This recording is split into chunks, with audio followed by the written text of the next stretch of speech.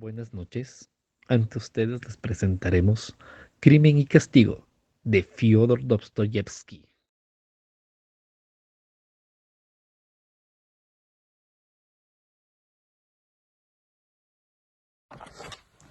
Fyodor Dostoyevsky fue un ruso nacido en Moscú el año de 1821 y fallecido en San Petersburgo el año de 1881. Es miembro de una familia numerosa, siendo que esta está conformada por 7 hijos y los 2 padres. Mikhail Dostoyevsky, la cabeza familiar, era un médico que trabajaba en un hospital de Moscú, y la madre se reconocía como la fuente de apoyo sentimental y fuente de amor familiar dentro de toda esa comunidad. Y es justamente la muerte prematura de esta mujer por parte de la tuberculosis la que hunde al padre de Dostoyevsky en un gran arrebato de depresión y alcoholismo. Y derivando de todo esto, él los envía tanto a Dostoyevsky como a uno de sus hermanos a estudiar en un instituto de formación para ingenieros militares en San Petersburgo. Dentro de esta institución es donde Dostoyevsky empieza a desarrollar su pasión e inclinación hacia la literatura, y cuando empieza a presentar también síntomas de epilepsia. A sus 18 años de edad, recibe la noticia de que su padre ha muerto debido a la tortura de unos campesinos, debido a que en uno de sus arrebatos de alcoholismo, estos se han molestado con él y lo han torturado. La misma epilepsia que le daría a Dostoyevsky la capacidad de dedicarse a la literatura y incluso a inspirar a alguno de sus personajes, es la misma que le causaría la muerte en el año de 1881, como ya mencioné.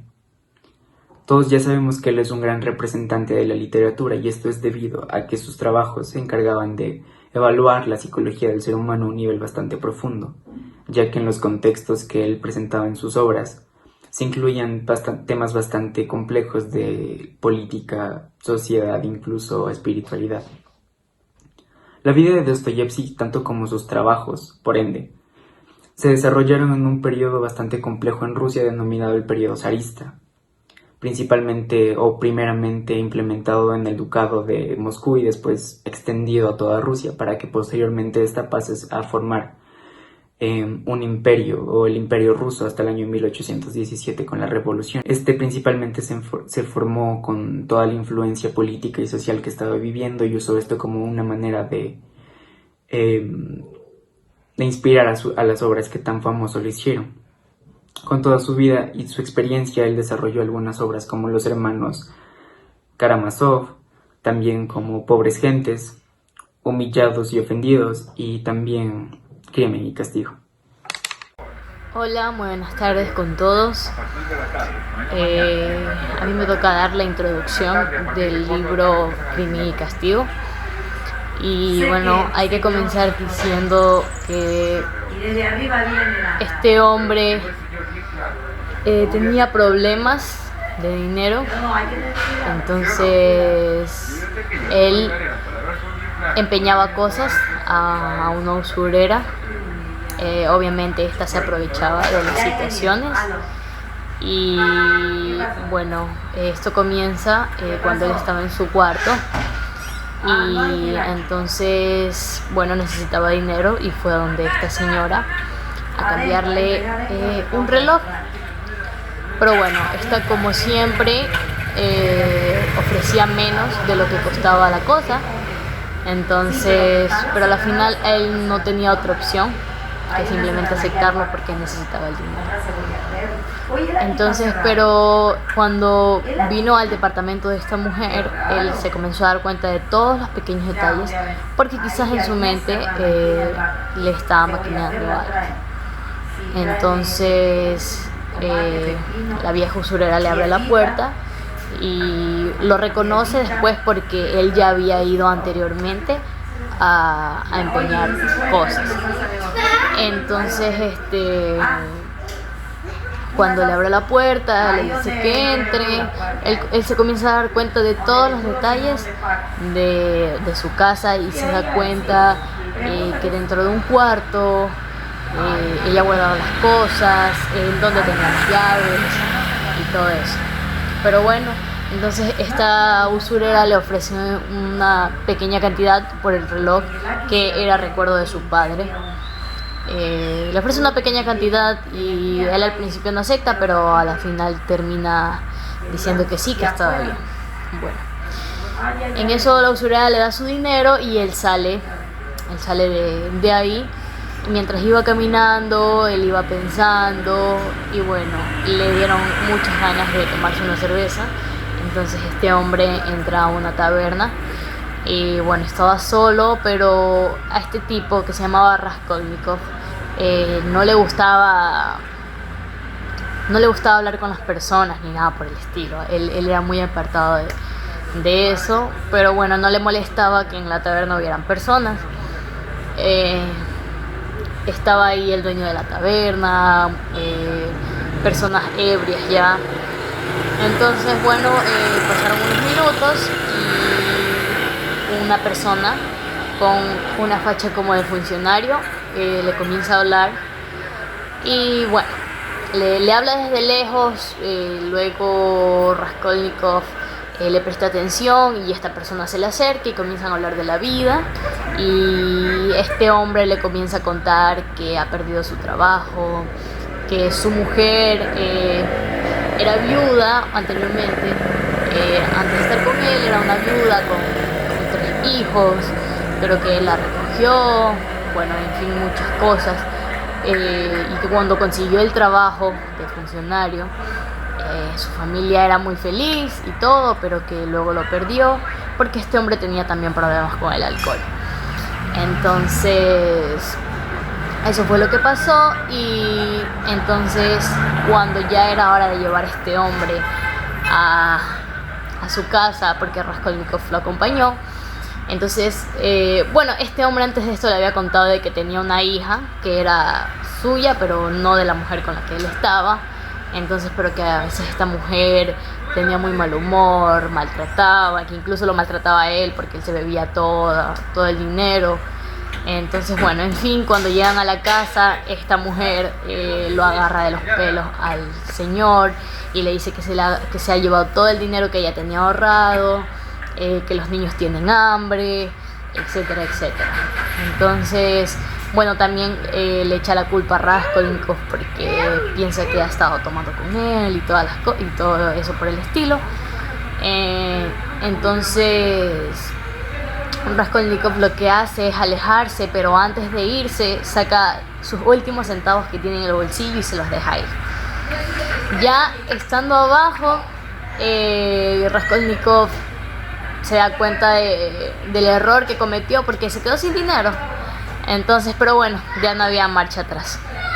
Pero él en su mente maquineaba y él tenía pensado matar a la usurera. Entonces, bueno, pero igual pasaron unos días y antes de eso pasan muchos sucesos. Él se siente muy solo en su cuarto, luego se va me parece a mirar algún paisaje, luego de eso entra a una taberna, sale muy ebrio, pasan muchas cosas, a él se le vienen recuerdos de cuando era un niño y una vez torturaron un animal delante de él y todo eso, él estaba con su padre, pasan muchas cosas hasta que un día se decide hacerlo, y para hacerlo tenía que coger el hacha que estaba en la casa de su patrona, porque él vivía en un departamento que la patrona le había dado para que él viva ahí, pero ¿qué pasaba? Que este hombre no había pagado. Entonces, bueno, pasan muchas cosas en sí. La patrona lo quiere ya denunciar porque no le ha pagado absolutamente nada, y la sirvienta de la patrona le advierte a él, que lo van a denunciar y todo eso. Entonces este hombre vivió una vida mísera. Después le llega una carta de la madre, porque la madre y la hermana vivían en otro pueblo. Entonces la madre trabajaba y le enviaba dinero. Entonces, bueno, luego le llegó una carta en la que le decía que el dinero que ella le había enviado era porque lo había prestado, pero que luego lo iba a pagar con sus honorarios y todo eso. Entonces en esa misma carta le dice a Raskolnikov que la hermana se va a casar con una persona de la alta sociedad y bueno, en fin, muchas cosas de las que hubieron en esa carta no le gustaron a Raskolnikov porque decía que muchas veces este hombre se portaba un poco raro con la hermana y que bueno, que era un hombre muy ocupado. Entonces a Raskolnikov no le quedaba bien en la cabeza eso. Entonces lo que él hizo fue, él dijo, no, mi hermana no se va a casar con este tipo. Pero bueno, en fin, antes de que pasara, después que pasó todo eso, perdón, Raskolnikov va otra vez donde la vieja. Después de que le pasaron muchas cosas, él por fin se decide a matarla. Y bueno, pero para robar el hacha es otra historia, porque al principio él tenía miedo de que lo vieran cogerla, e incluso de que lo vieran bajar, porque como él vivía un piso más arriba que su patrona, cuando él bajaba tenía que verla y ella le iba a reclamar que no le había pagado. Entonces, cuando pasó esto, bueno, un día justo la sirvienta dejó la puerta abierta. Él entró y vio su oportunidad y agarró el hacha. La escondió, la llevaba escondida y llevó un objeto de plata que era también del papá, incluso que tenía las iniciales y todo. Lo llevó donde la vieja. Cuando la vieja le abrió la puerta, él entró enseguida a la casa. Entonces la vieja le decía que por qué entraba así, pero bueno, él le dijo que tenía algo muy valioso y que quería que le cambie otra vez. Entonces, pero Raskolnikov estaba muy nervioso porque cuando él subió a la casa de esta señora, habían pintores, habían niños afuera, o sea, habían muchas personas que se podían dar cuenta. Entonces, pero bueno, él iba decidido, entonces entró y la vieja le dijo que revisaría. Entonces la vieja entra a un cuarto que estaba como dividido por unas cortinas, pero que eran transparentes porque se veía todo. Entonces la vieja estaba viendo el objeto así con sus lentes y todo eso. Entonces él no lo pensó y le metió un hachazo en la cabeza. Y bueno, no solo uno, le dio varios porque él quería estar seguro de que ella estuviera muerta. Entonces, pero él estaba muy nervioso porque la usurera vivía con su hermana, que obviamente esta usurera trataba mal a la hermana. Pero Raskolnikov ya, él como tenía planeado, él sabía que ese día la hermana no iba a estar ahí, pero vaya la coincidencia de que ese día la hermana regresa pronto. Entonces la hermana entra, ya obviamente la usurera está muerta, la hermana entra y pues bueno, Raskolnikov tiene que matar también a la hermana porque si no sería un cabo suelto. Entonces igual le da hachazos y las mata.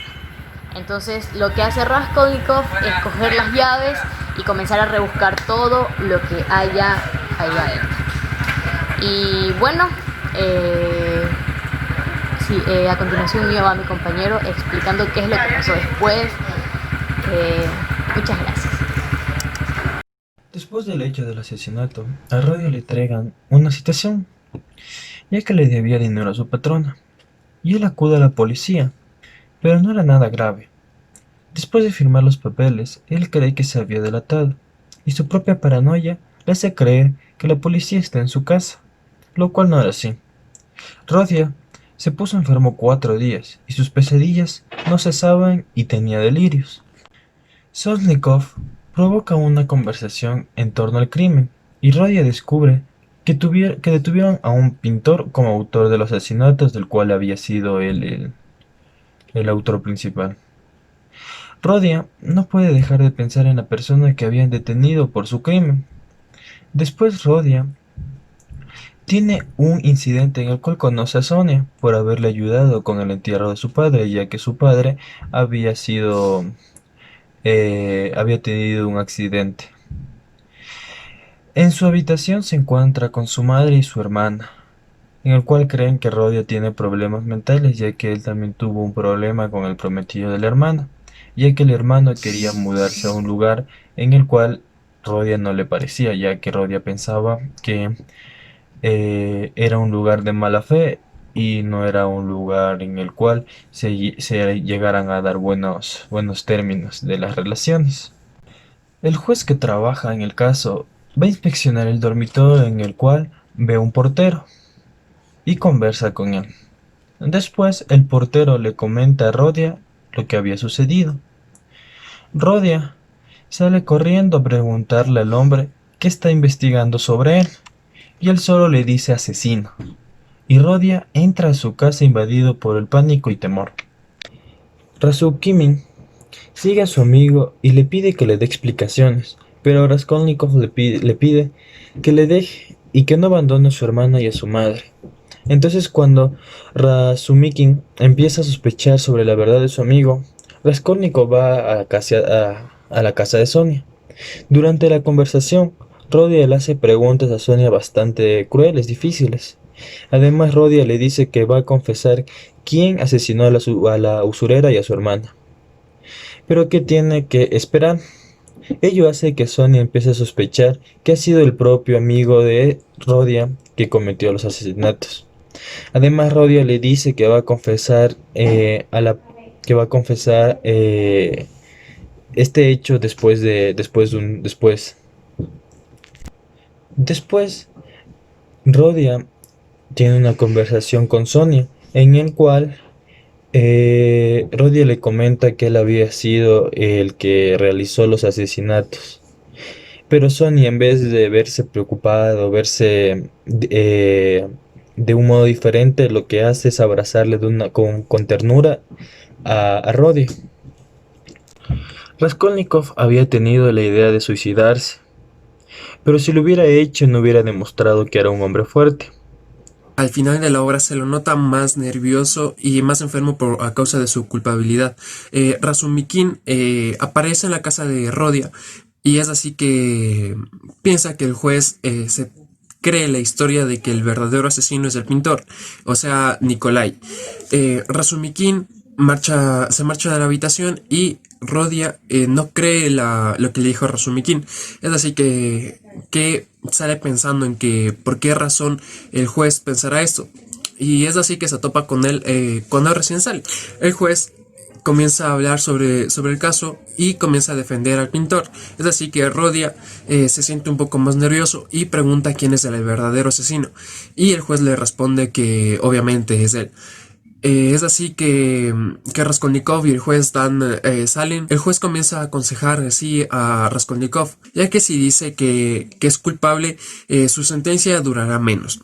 Pero Raskolnikov no se siente tan seguro en un principio y se marcha de él sin decirle nada. Es así que Raskolnikov va a la casa de su familia, pero solo se encuentra con su madre. Es allí donde dice que cualquier acusación que se haga no va a importar, solamente importa lo que él siente por su madre. Tiempo después, Dunia se acerca a Raskolnikov y se echa a llorar, ya que sabe que él se va a declarar culpable. Sonia también va a casa de Raskolnikov y se entera que ella es el motivo para que Raskolnikov se entregue. Ella lo acompaña a la comisaría, pero él entra solo y es allí donde él dice que mató a Elena y a Isabel Ivanova con una hacha, obviamente. Para concluir, Raskolnikov es condenado a 8 años de prisión con trabajos forzados en Siberia, pero no se siente tan culpable a causa de obviamente de sus enfermedades. Por culpabilidad no es nada comparado a su juzgamiento. Sonia espera que acabe la condena de Raskolnikov. Pulcheria, la madre de Rodia, se entera de las acusaciones que realizó su hijo y simplemente no los toma en cuenta y se dedica a pensar en todas las acciones buenas que hizo su hijo. Razumikin y Dunia se casan, pero tiempo después muere Pulcheria, o sea, la madre de Dunia. Una vez ya muerta y declarada por muerte cerebral, es así que se le entrega una carta a Rodia, pero al estar en Siberia obviamente llega esta carta muy después, muy tarde. Y para finalizar, Rodia y Sonia esperan el momento en que termine su condena para volver a estar juntos. Conclusiones. Luego de confesar su crimen, Raskolnikov, a quien llamaremos Rodia, es condenado a 8 años de trabajo forzado en Siberia, a lo cual Sonia le sigue y la guarda. A pesar de esta condena, Rodia se siente mucho más tranquilo y libre de sus pensamientos. Esto es porque el libro en sí no nos habla de una condena física o impuesta por la ley, lo cual asediaba a nuestro protagonista, sino que sus pensamientos fueron su verdadero tormento y su verdadero castigo, lo cual lo asediaba día tras día, ya que él consideraba anteriormente a su crimen que el mundo sería mucho mejor luego de cometer este asesinato, y que él sería lo suficientemente fuerte, así como el superhombre de Nietzsche, a quien se hace alusión, para sobrellevar la carga emocional que esto traería consigo. Más, luego del cometimiento de este crimen, él se da cuenta de que la carga emocional es demasiado fuerte y el peso que lleva es demasiado grande para soportarlo, al punto en que lo lleva a desarrollar una enfermedad psicológica.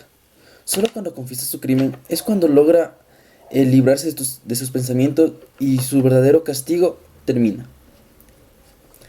Hay que recalcar claramente ciertos simbolismos que se encuentran en esta obra, como lo es el cristianismo, ya que se hace alusión muchas veces a que Rodia le pide a Sonia que lea una Biblia, en el cual le pide que lea un pasaje en específico, el cual le hace recordar de una muerte espiritual y un renacimiento. Asimismo, se compara muchas veces a Sonia con María Magdalena, la cual, a pesar de sus circunstancias, tenía que llevar un pan a su mesa y fue una fuente moral y fuente de salvación para Rodia. Esta fue la que le ayudó a su confesión.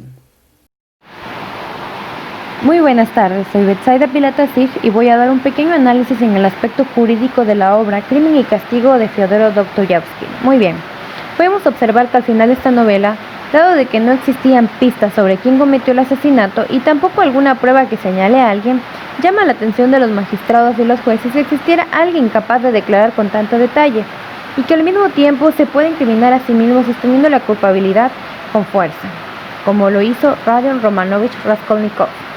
Para llegar a una conclusión de este hecho y dictar sentencia pasaron 5 meses, en los que se evaluaron aspectos psicológicos como probatorios. Primero, en el aspecto psicológico, cuando éste no hizo uso del botín que había robado y fue entregado por completo a las autoridades. Por otro lado, declarar cuando no existían pruebas de que hubiera sido él el culpable del asesinato. Cometer doble asesinato en desesperación. Segundo, en los elementos probatorios, la principal prueba fue el botín intacto y la confesión por voluntad propia. El tribunal tomó su decisión con lo único que tenía, lo cual hizo esperar la sentencia. Y se llegó a la teoría de que Rodion Romanovich Raskolnikov no era un asesino corriente y que sus actos se dieron en un momento de ataque de locura y desesperación porque éste no se encontraba en un buen estado de salud mental y se lo condenó a 8 años de trabajos forzados. Esto nos hace entender que los jueces estudiaron bien el caso y que el método que utilizaron para aplicar la ley fue un tanto imparcial y sobre todo valorativa, y de tal modo concluyeron. Esto ha sido todo, muchas gracias.